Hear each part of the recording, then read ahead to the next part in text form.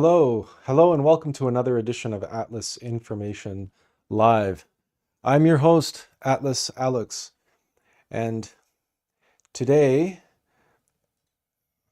we are going to be covering a topic which appeared this week, rather late in the week, another case of treachery on the path.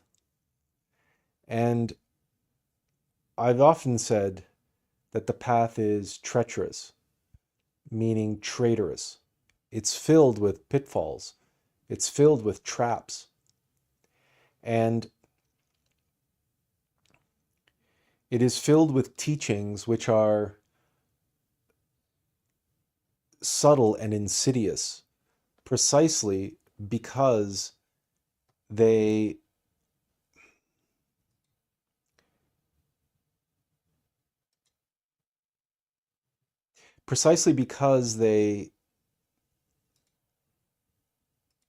have such truth embedded in them.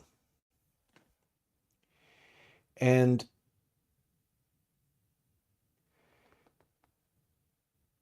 if we do not have the discernment to be able to recognize the false teachings, we can be lured by them, by the promises they make. And these sorts of teachings are very alluring to us.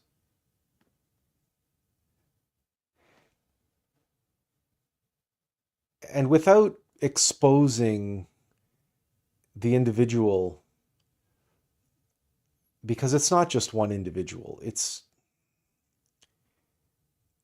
there's countless individuals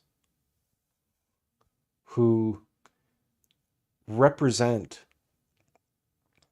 spiritual advancement and the spiritual path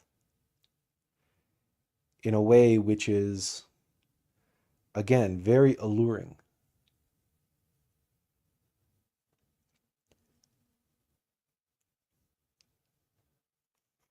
But I do wish to expose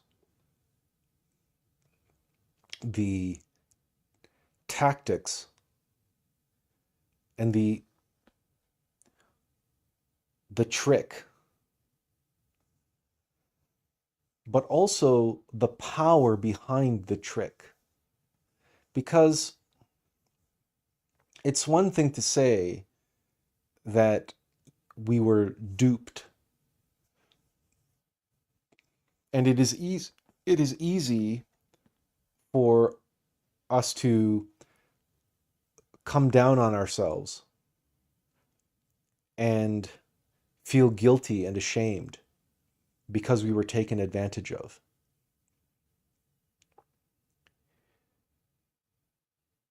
But that isn't necessarily useful. And it's potentially harmful because we can be very hard on ourselves and fail to appreciate the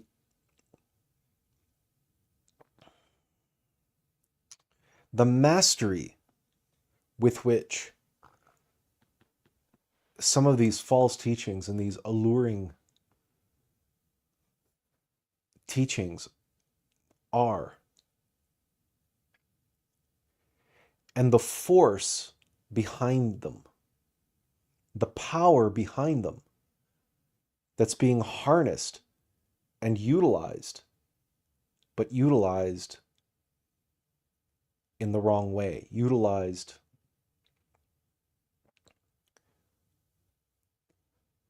well, as a lure to pull us away from the path and onto the left-hand path, onto the path of serving the Black Lodge. we cannot afford to be naive, and we cannot afford to go through life thinking that we are impervious.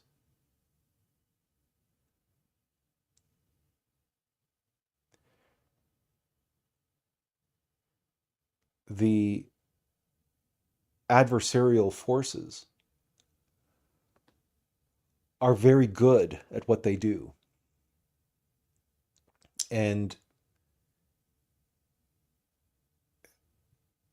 they will do whatever they can, and really whatever it takes, for them to fulfill their purpose.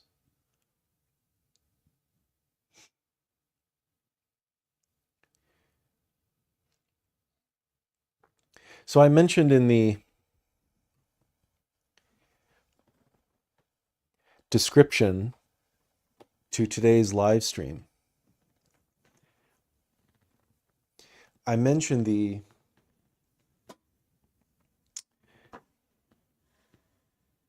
word lure has embedded within it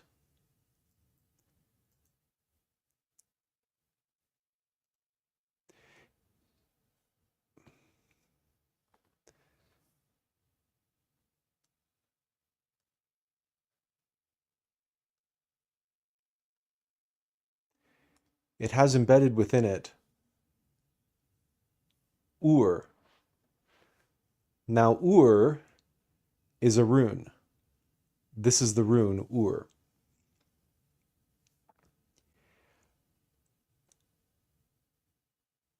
I mentioned also in the description to today's live stream that in Hungarian, ur means Lord.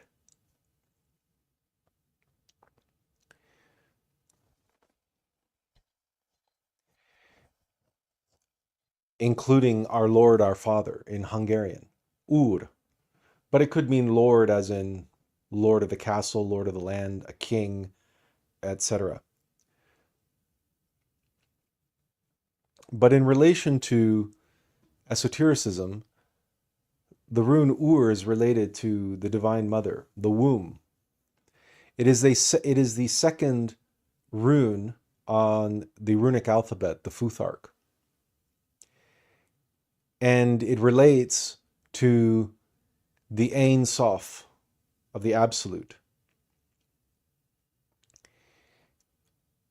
which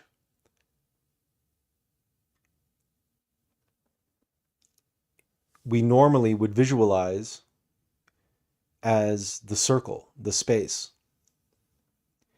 The Ein,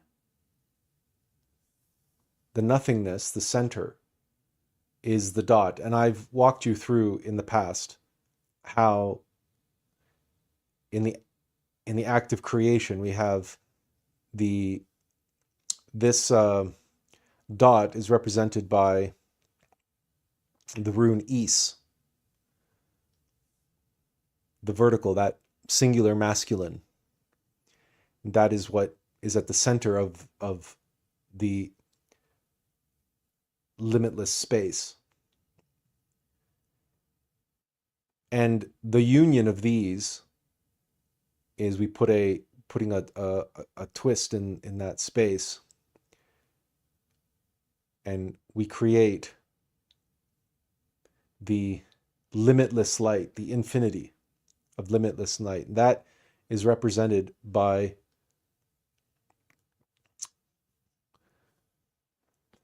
the rune sig, the lightning. So in the relationship between these three runes, we have the Ein and the Ein Sof and the Ein Sof Aur. Now, Ur, the first rune, right, also relates to Uranus, or Uranus. And that relates to the heavens, and Gaia relates to the earth. So of the heavens and earths, of the heaven and earth, the offspring of the heaven and earth is Saturn, which is the which is in, I believe, Greek is chronos, or time. And Ur, in, I believe it is, in Greek mythology, Saturn is chronos, and when we get into German,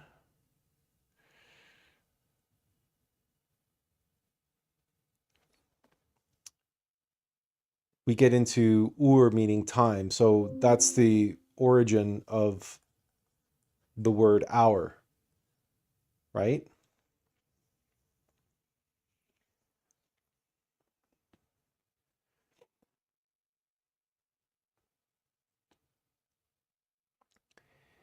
The reason why the rune is not closed, it's open and it's inverted, because it represents, Ur represents the womb, but the open womb. So having given birth, if you will, the Ein Sof, having given birth through the Sig, through the lightning, the Christ, has given birth to the universe, the Mahamamvantara, so the great cosmic day.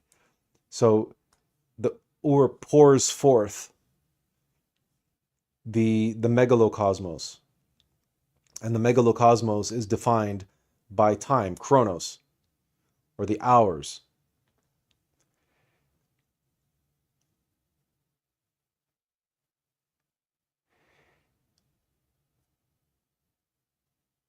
And it is through the manifestation in the universe, as the universe, that the Ein, the Ein Sof, and the Ein Sof Ar, the Absolute, gives birth to create the universe and embeds itself within that universe in order so that it can return. And this is that symbol of the Ouroboros, the Ouroboros. That's the serpent that's eating its own tail. But there's that Ur again. So the same Ur that the Ein Sof that spills forth the universe in the Mahamandantara, in the great cosmic day, that same womb receives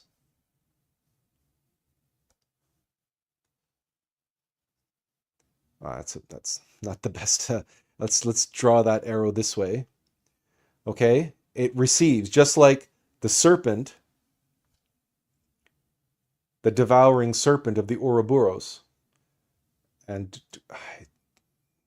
oh, you know what? I'm not sharing my screen. I'm just sharing a window. So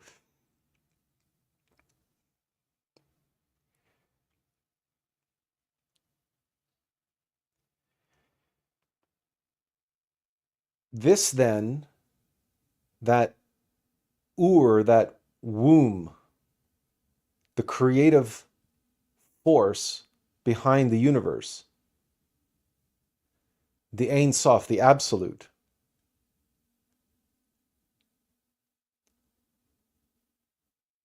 is at the heart of this word lure, and, allure.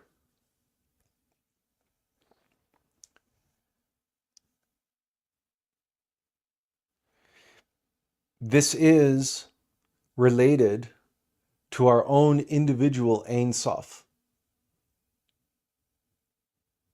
in our own individual place in the Absolute.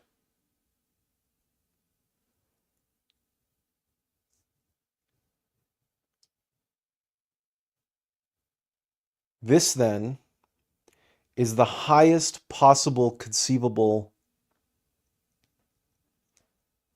aspect of our being, this ur.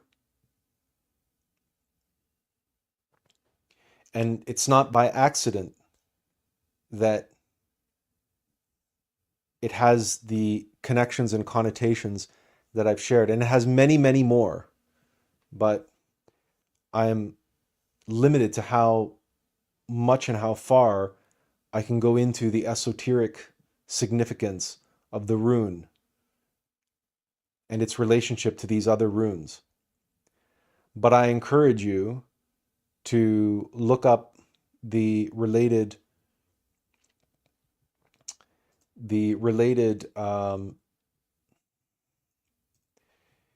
hang on, oh, you know what? I can't share this.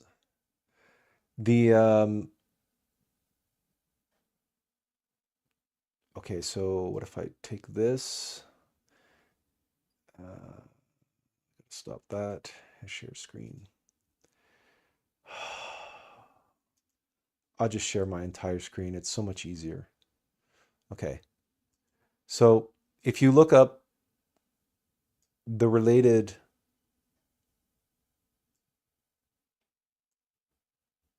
article on glorian.org,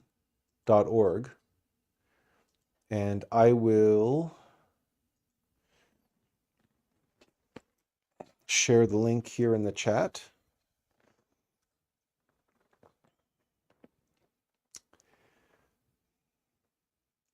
And there it is on screen.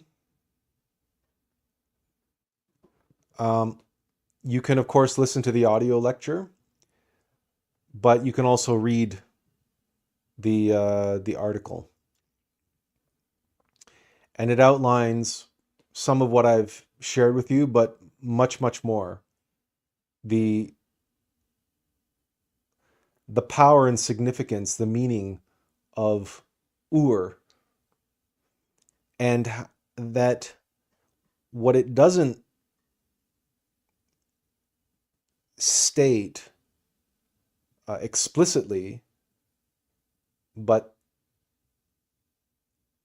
that I've pointed out, was the relationship between lure, but also the word urge.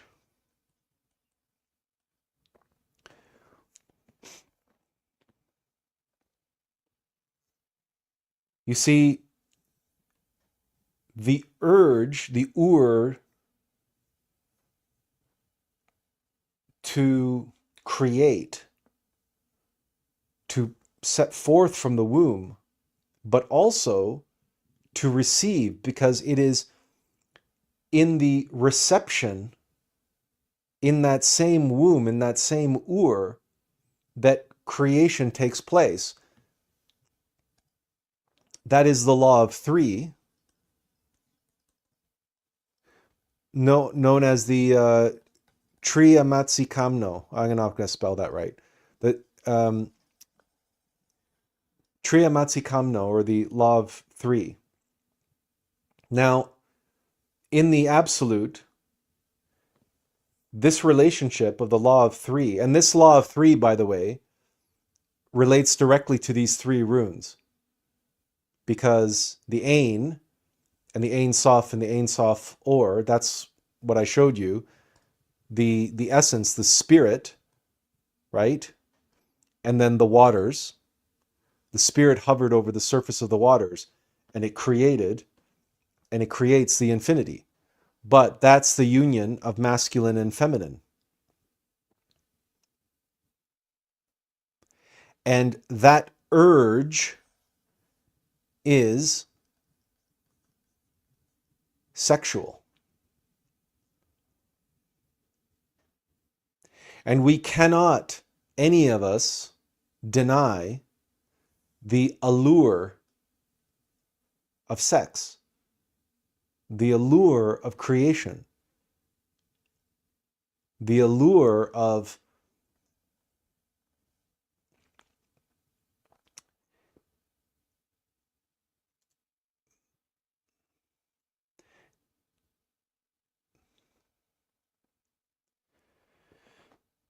the allure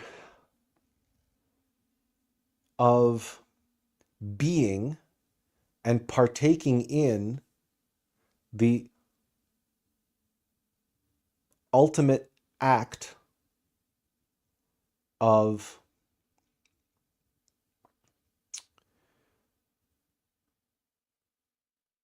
godliness, of the spirit, of the essence, of the ain, the is.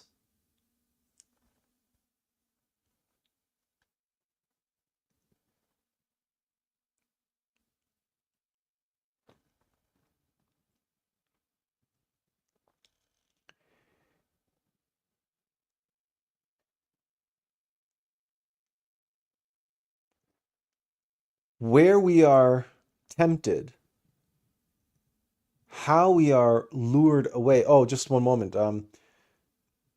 Benjamin says the word Taurus also has the word Ur in it.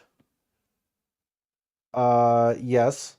And he says, yes, Ur was also a major city located in Mesopotamia. Yeah, that's probably true.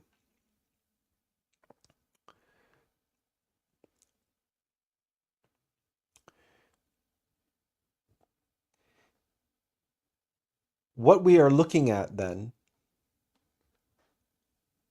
when we are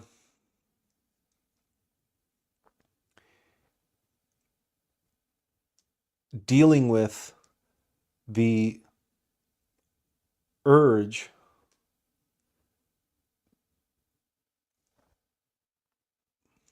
that is born of that Ur, and what is so alluring and what lures us is when that urge, which relates to what is known as the trogo auto egocratic law, that relates to the Ein Sof, okay, or the absolute. Again, this is the highest aspect of our being. The trogo auto egocratic law is this law of reciprocating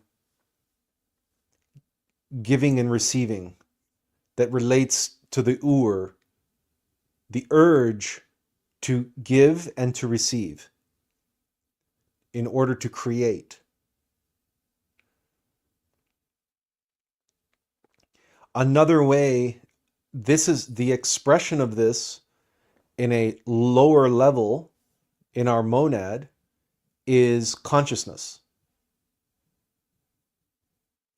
Consciousness both expresses and receives. The expression of consciousness is masculine, the reception of consciousness is feminine.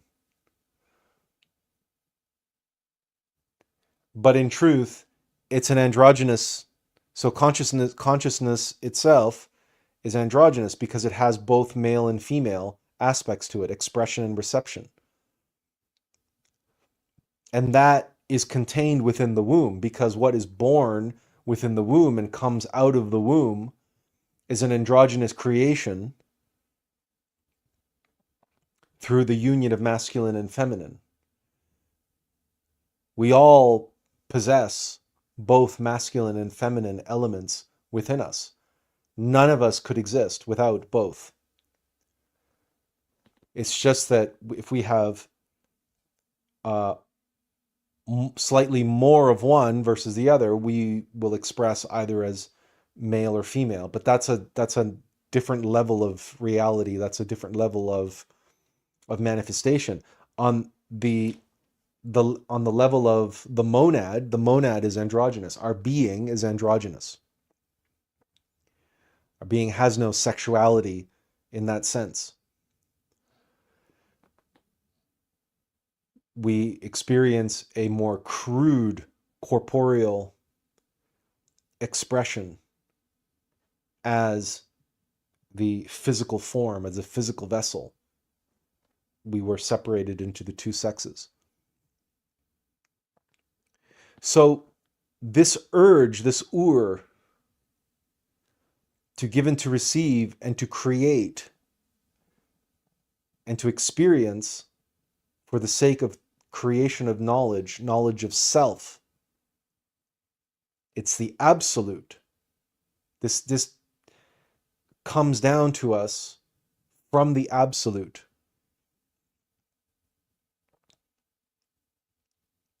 And it is the universe that which has an urge to know itself. And I've described this to you before as its essence of selflessness.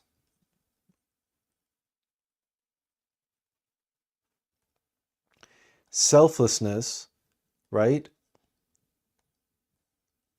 has an urge to express, to give. And it gives itself into that that rune, that womb. And then born of that womb is creativity, the creation of the universe, because that's in the beginning, the spirit hovered upon the surface of the waters. So that spirit, that essence, that ain, hovers over the waters, which is the which is the womb. And then their union births forth the Ein Sof Aur, which is the Christic light, the ray of Okidanok, which is found at the heart of every sun and every star in the universe. That's that light, the limitless light, which emanates from suns and stars. That's the ray of Okidanok. And the Christ's urge is to shine, is to shine forth, is to give, in order for that life can exist, for example, on this planet and in this solar system. The entire solar system is dependent upon our sun, which is the heart and the soul of the solar system. And this is true for all solar systems and all galaxies throughout the universe. So we are talking about an urge related to the absolute, the womb of the universe,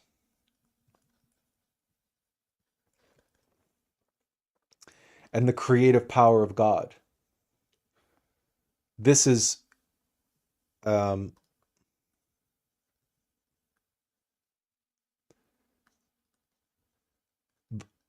force behind this urge that is the Christic force itself.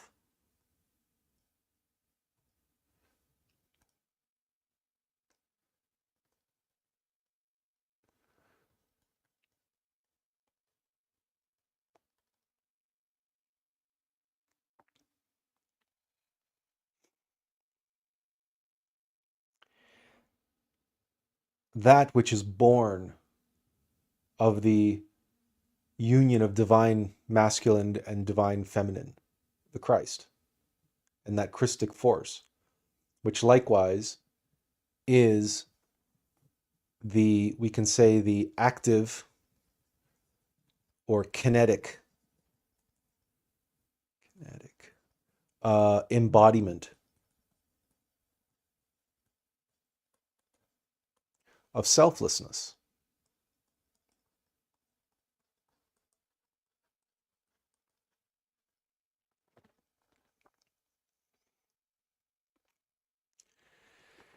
Now the key here is selflessness.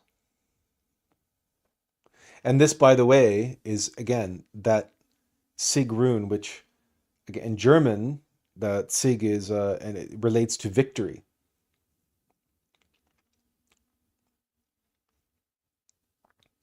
And it relates to the Kundalini, Divine Mother Kundalini. So the light descending on the tree of life as lightning, but also the fire that is transmuted from the root chakra, from the sexual organs, and returns back up the tree of life. Again, coming back to this and the urge to give and to receive. To receive the acts and embodiments and experience, the experience of selflessness within an ocean of selfishness. Because that aspect of the manifest universe, it receives the Christic force of selflessness, but it's contained within the waters, within the ocean of selfishness. In other words, the self and self-interest.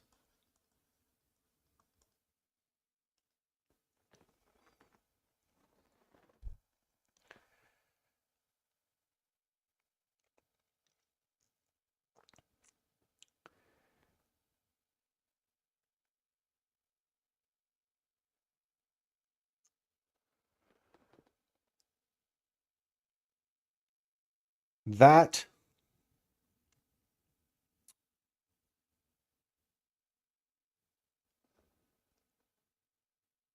inversion of becomes the cup, the vessel.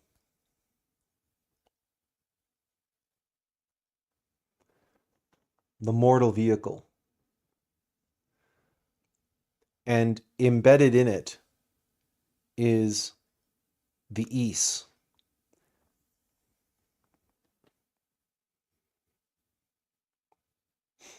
Do you see that? Should I make this bigger? Let me make this bigger for you. So you see this, right? If you take this which in the absolute, it pours forth, but then that's the womb. But it creates a new womb, a new ocean, a new water, or a body of water, which is another kind of womb. It's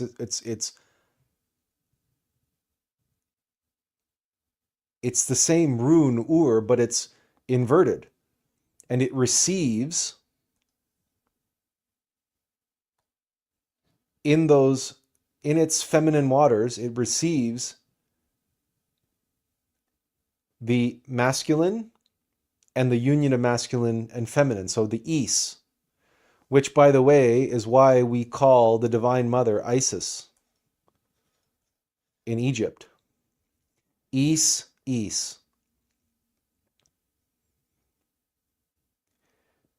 Because that Is in the waters, the sexual waters, within the womb of the physical vessel.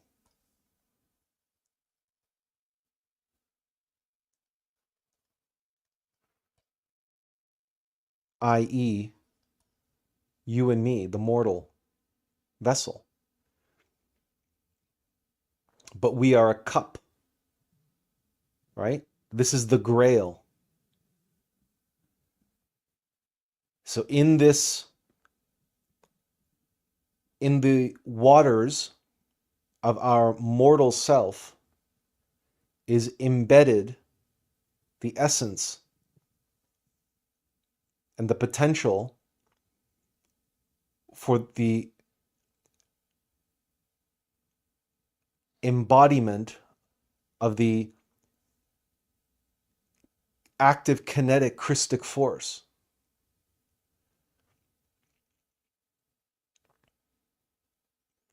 But it must be given up. It must be poured forth from our mortal vessel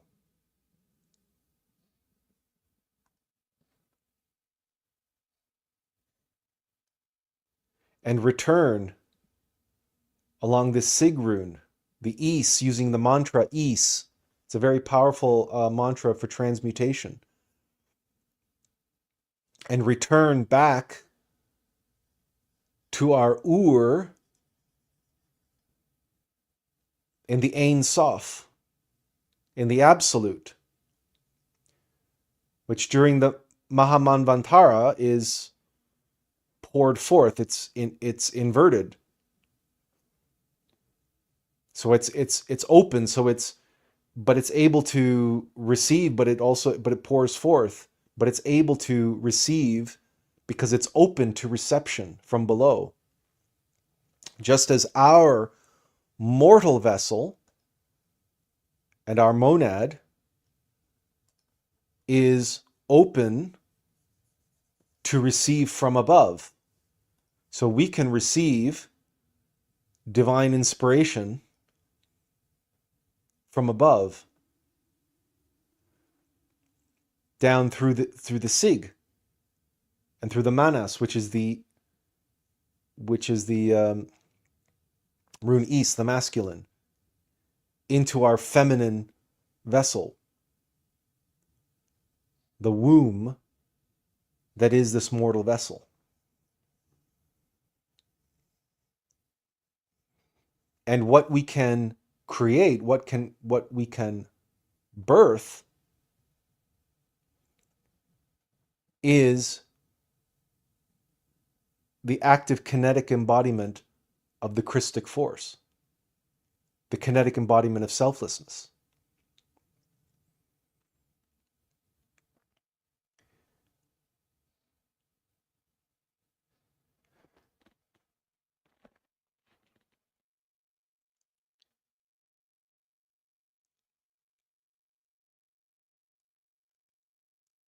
The urge, this Ur,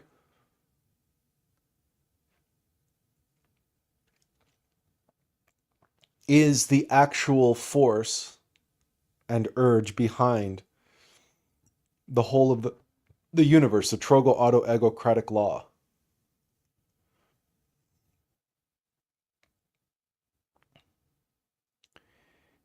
It's the force and the urge to create and to experience. And as you can see, there's a give and take, but ultimately,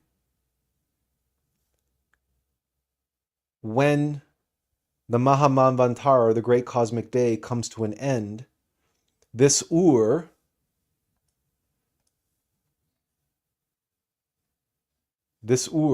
up here in the absolute, it closes, or it turns back this way for the Mara Pralaya, or the great cosmic night. So that which it received, that which it generated through the trogo auto egocratic law, which by giving of itself into and consuming, but then creating through that consumption, through the lower levels and the physical vessel, and it was able to give back, what it was able to create through the experience of descending into a physical vessel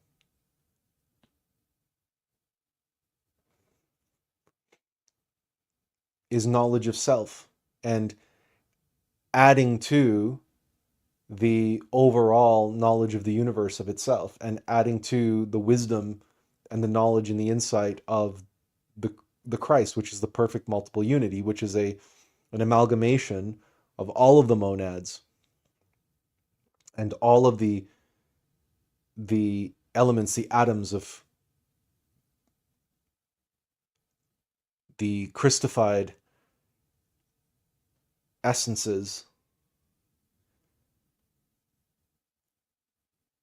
throughout the universe. The masters and resurrected masters and ascended masters, etc., etc. And then, of course, the cosmo creators and the monads at the heart of stars and suns, who achieved a very high level in previous Mahamantaras, or great cosmic days. And so in the next cosmic day, they are reborn. Only their physical bodies now, their vessels, are planetary suns, because they have now the potential to embody on the physical level that same selflessness, that Christic. They have activated within themselves the capacity to embody selflessness, the kinetic, active embodiment of selflessness that we experience as the limitless light of the Ein Sof Or manifesting on the physical level. That's a star, that's a sun.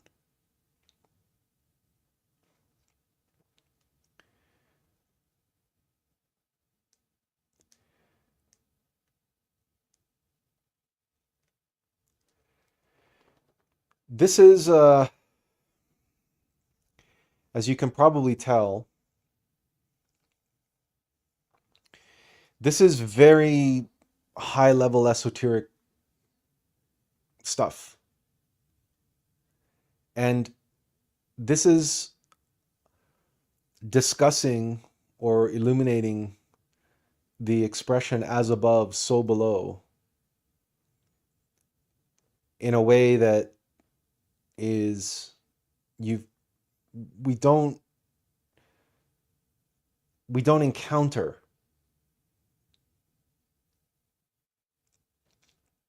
in our normal travels. Even if we are looking into spirituality and so on and so forth, no one discusses this, generally speaking, as part of the spiritual journey. That the relationship between these runes has a direct relationship to the absolute. And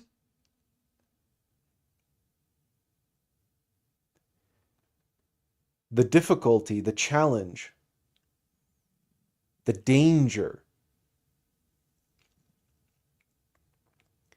is that it is very easy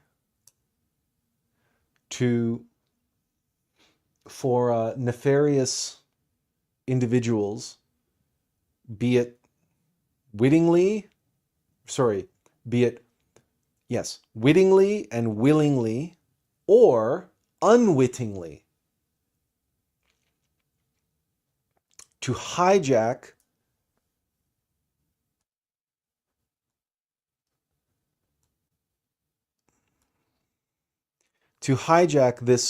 this urge.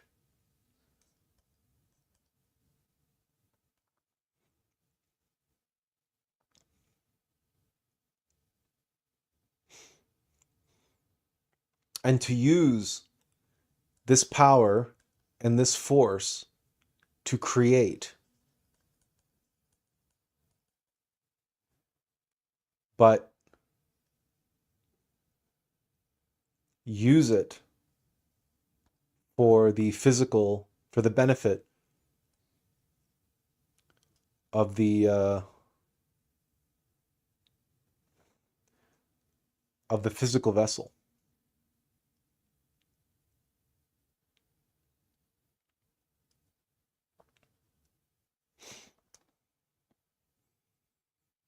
Because the nature of mechanical nature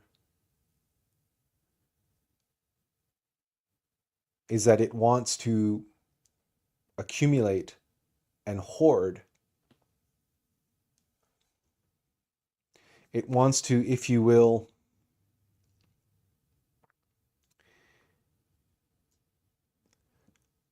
take this ur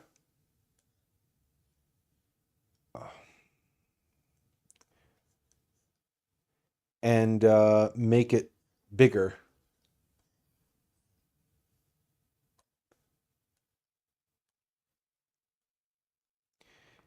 Because the bigger it is,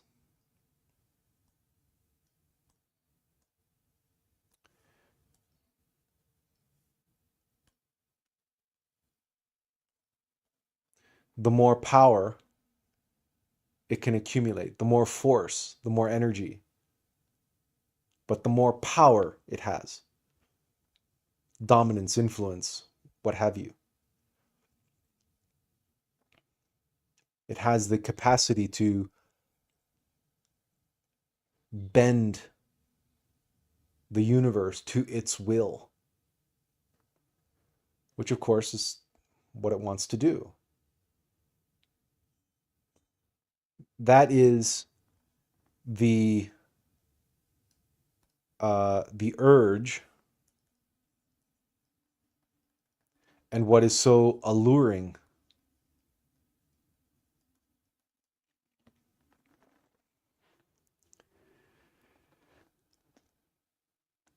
Because on the level of the physical vessel and the personality, the mortal, the mechanical self, it wants to accumulate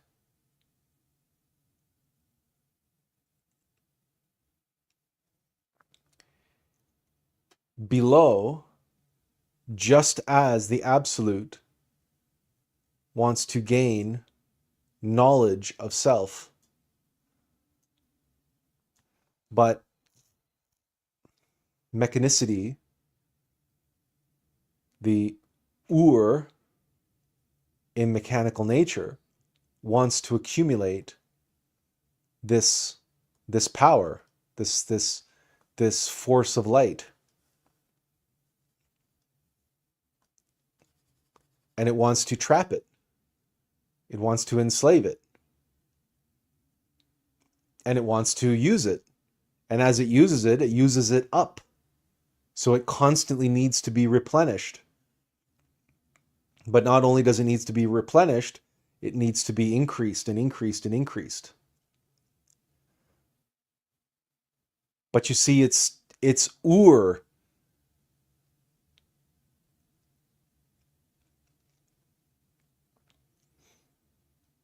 And this is how we are lured away from the path when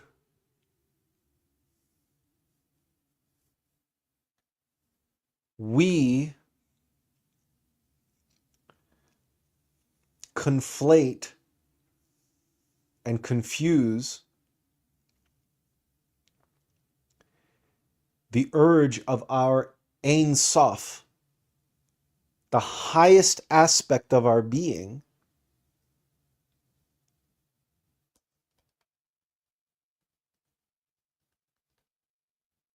related to the absolute. If we relate that to our mortal self, and we identify with it and we attach to it, and we conflate the urge of the highest aspect of our being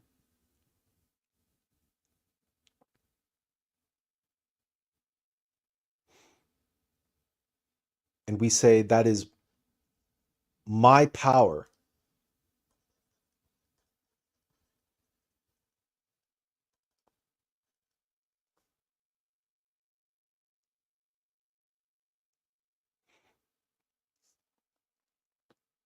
then we are being lured away from the path. We are being lured onto what is known as the left-hand path, the path of form,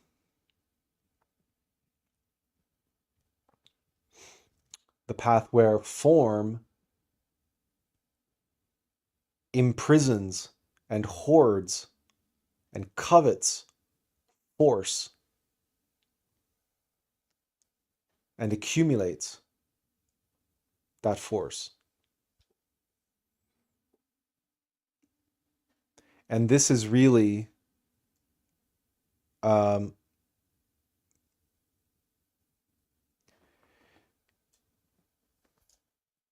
most of the New Age, most of self-help, and most of the spiritual self-help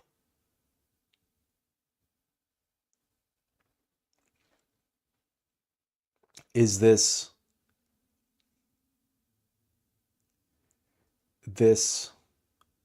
conflation and this appropriation, really misappropriation.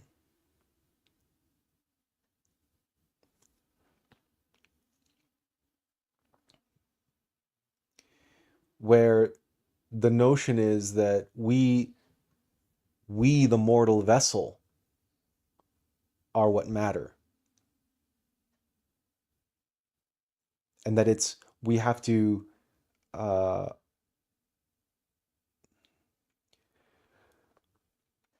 that's why the New Age is filled with phrases like my truth.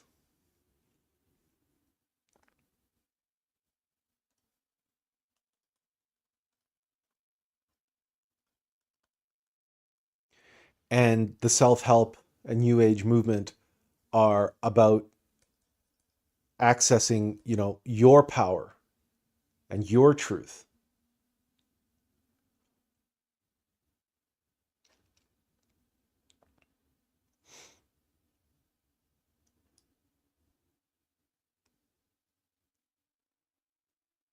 When it's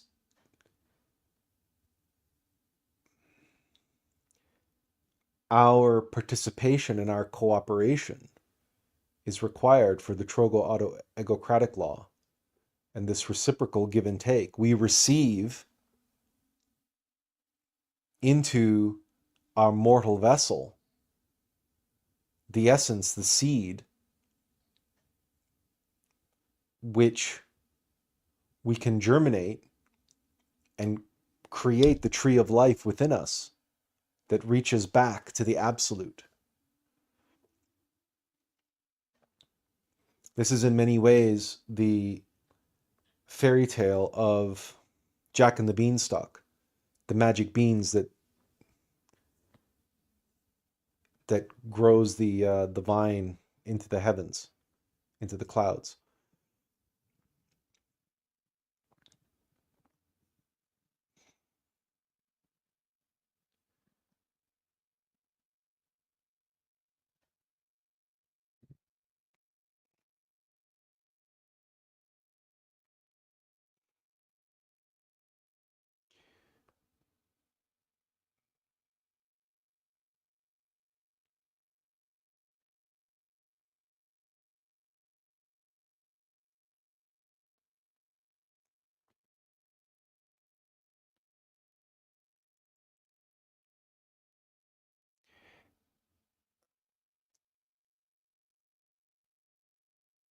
But what makes it so alluring is that the process is inverted. And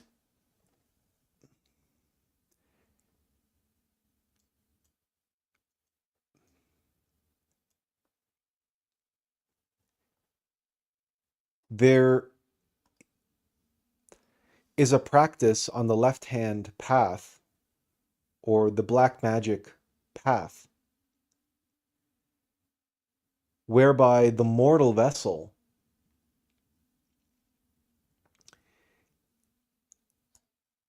gives in order to receive.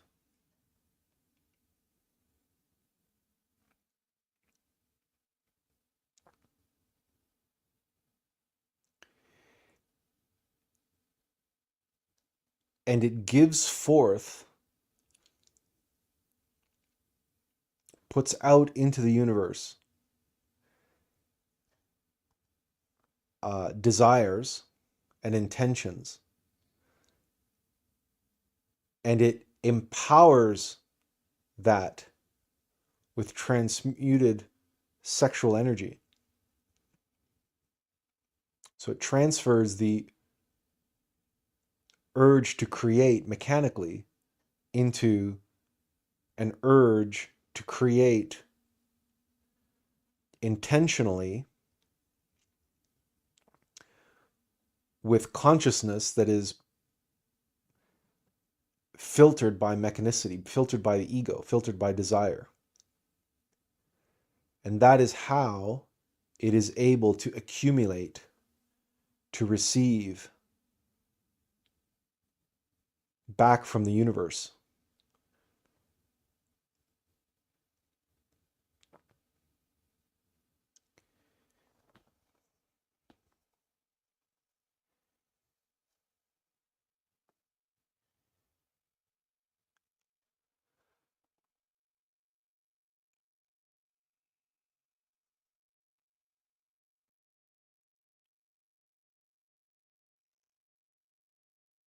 Whereas on the right-hand path, the path that presumably we are on, we receive from the universe the tests and the trials and ordeals that are there to challenge us to step up to the plate and to let go and let God, to transmute and to rise up to that challenge and return the sexual energy, the sexual force, to transmute it, but send it up an atom, to not release it and not waste it and not expend it, but to assume a posture of radical humility.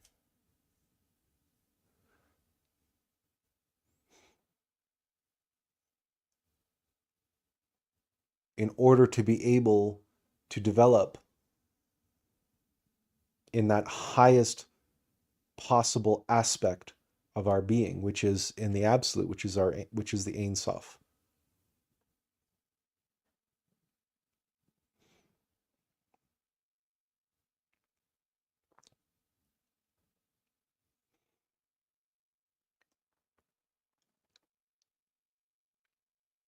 Because it's not our power. It is not our truth.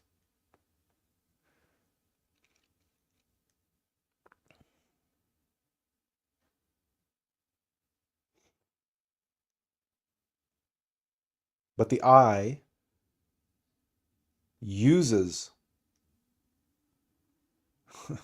the Ur, and it hijacks and misappropriates, but it uses it only in the superficial level, only on a surface level. Everything, we have to remember that everything down here is an illusion. Anything that we do down here that makes us feel powerful and makes us feel godly and godlike, because we can manifest our desires and we can manifest fame and fortune and everything else. We can only exercise in the appearance of godliness, the appearance of that creative power.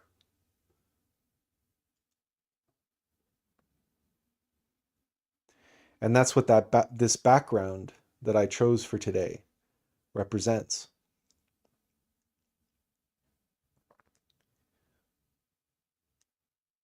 And there's actually a lot going on in this background, including the dark shadow, and then the self, and the self who has fire in his eyes, and then this desire to become like a god, right? A superhero. The desire for power, the desire for um, um, that type of superiority, if you will.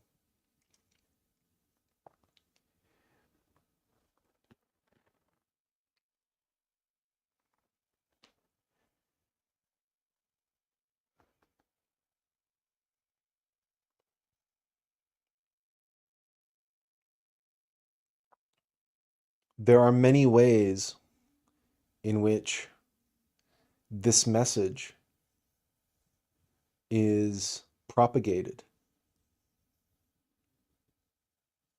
And um,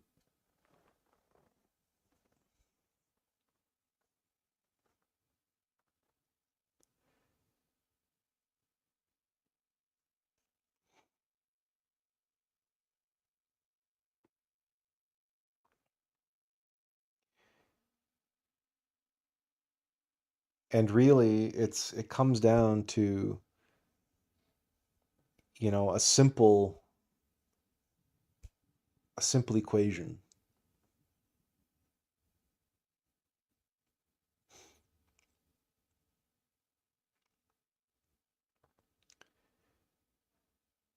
Are you embodying selflessness, or are you empowering selfishness?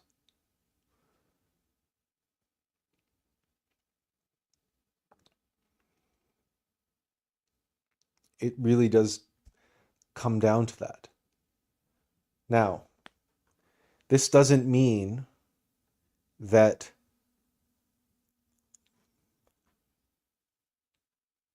we become pushovers and we become people pleasers, and that we seek validation and approval from others, or that we become, so meek and so, that we let people walk all over us. But the key here is that we are standing up for, we are defending our higher self, the the urge, the of our true self, our purpose, our destiny, which we receive from above into our our vessel, as opposed to the dominant belief that purpose comes from us, that we have the right to choose, and we have the right, that we have the free will to decide what we want to be and what we want to do. And then our power, that ur,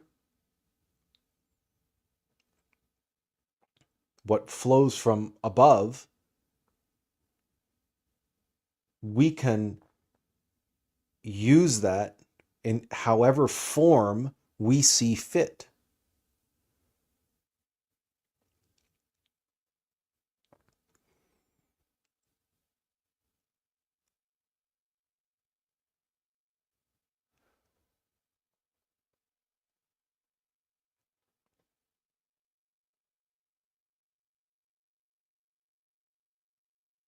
But that empowers the illusion. That empowers the mortal vessel, the mechanical vehicle.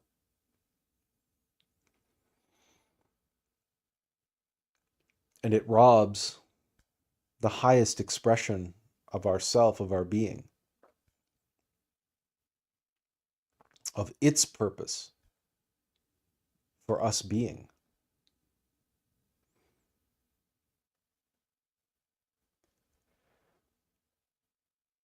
But make no mistake, it is so alluring precisely because of how similar it is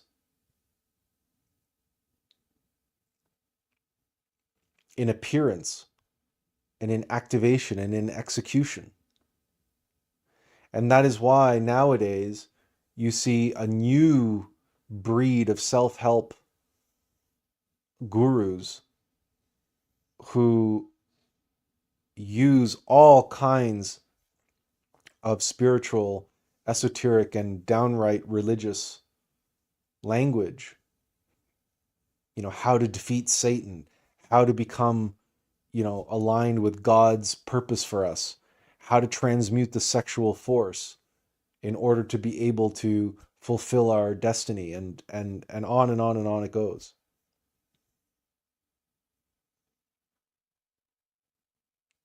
And much of what they say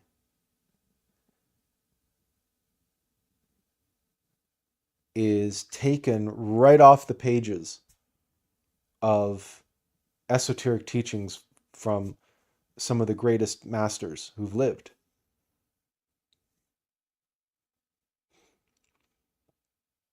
But how they're applying it, the twist that they put on it, makes it incredibly, incredibly dark, black teaching that again, it's very alluring, but it takes us off the path in the wrong direction.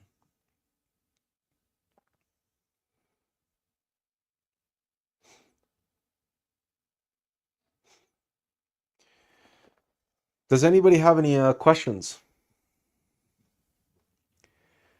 I was actually going to cancel today's live stream because I'm going to be starting to move tomorrow, and have had a lot of stuff that I've been dealing with, and I really was not planning on doing a live stream today, but this topic literally popped up yesterday. And for whatever reason, I thought, well, you know what? I'm gonna need a break from all my work anyway. So why don't I just go ahead and devote some time to it? But the information that I came across, I really didn't have an opportunity to meditate on it properly and integrate it properly. So this I might be like cutting today's live stream much shorter than usual.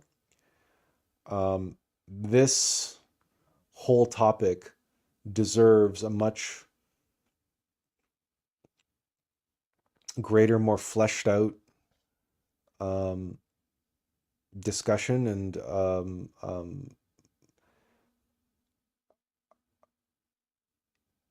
it was probably just too ambitious for me to try to undertake this today. I just bit off more than I can chew, I think. But I also don't want to drag it out because I was going to show like videos from YouTube that inspired this. Inspired is not, an individual who's popped up on YouTube that, and his videos are truly, truly insidious. And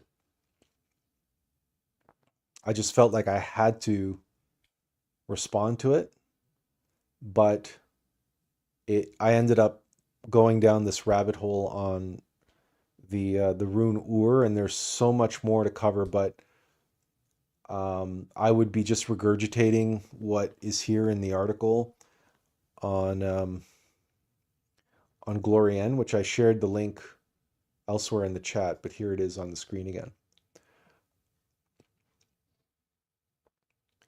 I encourage you to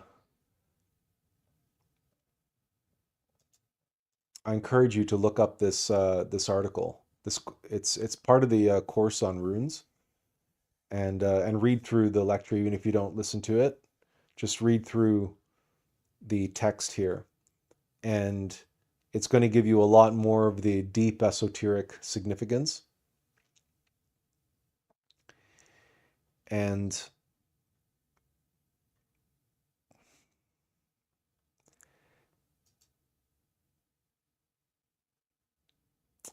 but I really don't have much else to say. So if no one has any questions or comments, I'll give you a moment to and then I'll just get back to doing my work and preparing for my move. As I said, better a shorter topic on something that needs to be discussed rather than canceling the live stream altogether. But this, if you listen to the lecture here on Glorian, it's a good 2 hours. Now I listen to it on double speed, so you can get through it in an hour, and you can read along, you can follow along the text, more or less. There are some embellishments and some differences in the text, but you will get a lot out of this article in relation to what we're talking about.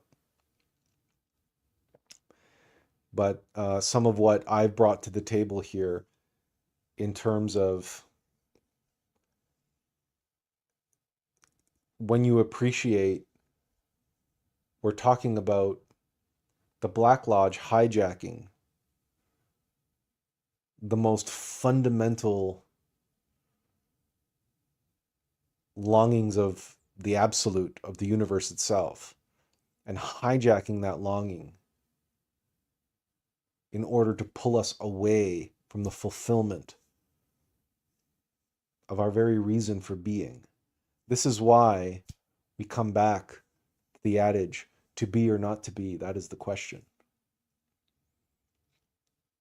Because let us be clear, when we're talking about not being, we're talking about the world of illusion, of Maya. And illusion, by definition, is not being. And so therein lies the rub. And illusion is, by definition, hypnosis and ignorance. The belief that an illusion is real is a combination of hypnosis and ignorance. And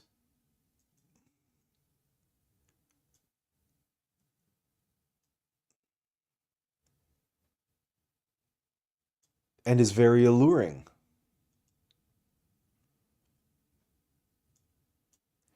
And the most alluring of hypnotic suggestions is when that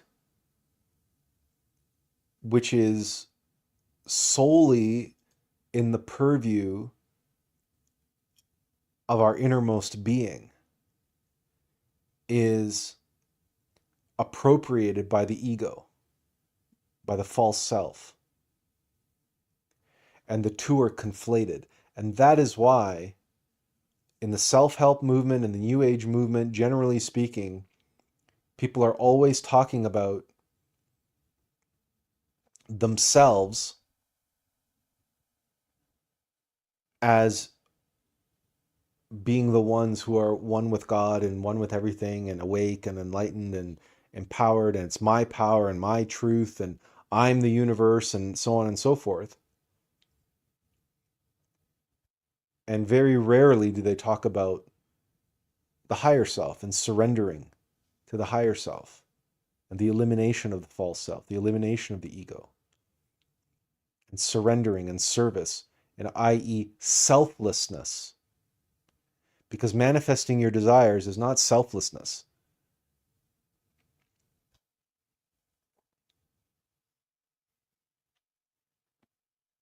So just be aware of that, that why very often uh, alternative messages and paths that pull us away from the path are so alluring, and why so many people fall for them.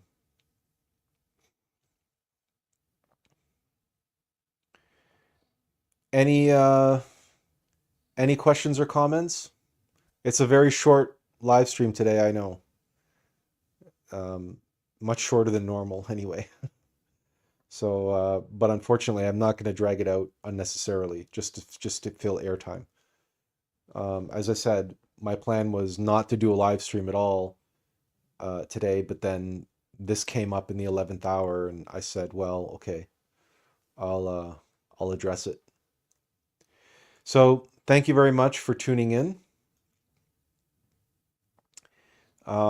There doesn't seem to be any comments or questions, so I might as well just say thank you very much for tuning in. I hope you have a great week, and hopefully I'll see you again next week.